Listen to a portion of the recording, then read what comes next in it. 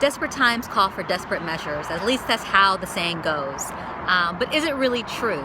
So I wanted to share with you something that I learned in the scriptures in the last week or so, and it's out of Genesis chapter 25 at the end, where we have the story of the twin brothers, Jacob and Esau, and Jacob manages to earn or be sold Esau's birthright as the firstborn. And so the story goes something like this. Esau, who's a skilled hunter, goes out, he comes back. He's famished. He says, Jacob, I'm starving. Feed me some of that red stuff. And Jacob was like, well, first sell me your birthright. And he was like, well, what does my birthright matter? I'm about to die anyway. And so Jacob's like, well, swear to me on oath. He does. You know, Jacob gives him the lentil soup and bread, and his birthright is now gone. Esau's birthright is now gone. And I looked at that, and I had to read it a couple of times and was like, God, what are you trying to teach me here? And what I learned, or what I saw, was sometimes I'm like Esau. Sometimes I go from I'm starving to I'm about to die. And so I make I'm about to die decisions when I'm really not. Esau was not about to die. He did not need to give up his birthright, but that's what it cost him.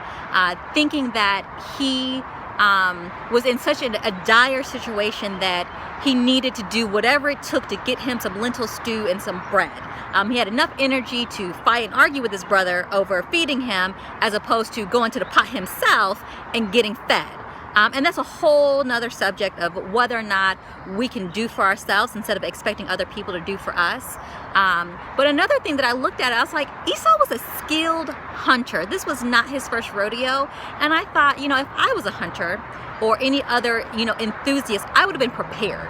I would have been prepared for whatever it was that was going to be before me. And so I'm thinking, Esau, bruh, you should have had some bread in your little sack with a little snacky snack, a protein bar, you know, a little shake, a little energy pouch. You should have had something, but you were ill prepared for the task that you commonly do. And sometimes we find ourselves in that situation.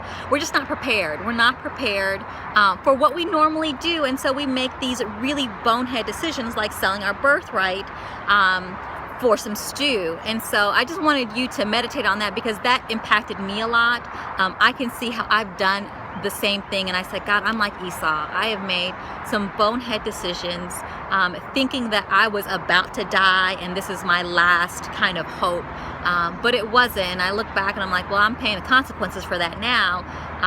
But you don't have to. You don't have to be like me. You don't have to be like Esau.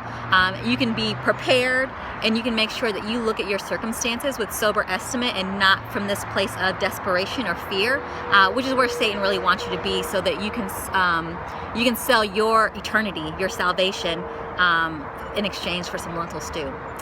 So that's my calling qualified thought for today. I hope you enjoyed it. Sorry for the background. I've been super busy, but that's all right. I wanted to make sure that I got this message out to you guys. Bye.